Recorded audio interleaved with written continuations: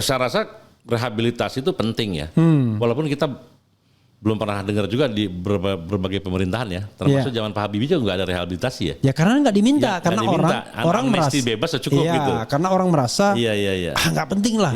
Padahal kalau misalnya kita bicara mengenai tingkat tertentu seperti seorang menteri, Ahok misalnya ya, itu jangan Ahok lah contohnya. Siapapun yang kena pasal 14 Undang-Undang ayat 1 di atas 5 tahun lah. 5 tahun itu kan tidak bisa menjadi pejabat negara setingkat menteri. Menteri lah.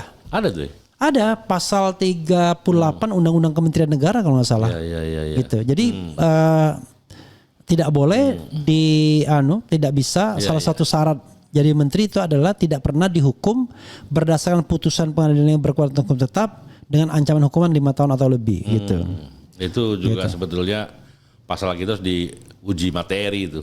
Iya, walaupun itu dalam konteks kalau korupsi, menteri ya. Kalau korupsi saya setuju.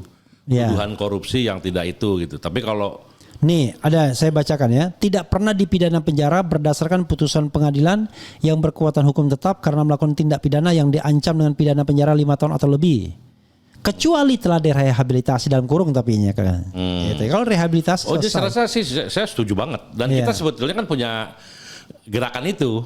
Kita sering mengadakan pertemuan yang meminta amnesti dan rehabilitasi bagi teman-teman. Dan ada komunikasi lah dengan pemerintah, dengan orangnya Pak Prabowo, dengan Pak Dasko juga.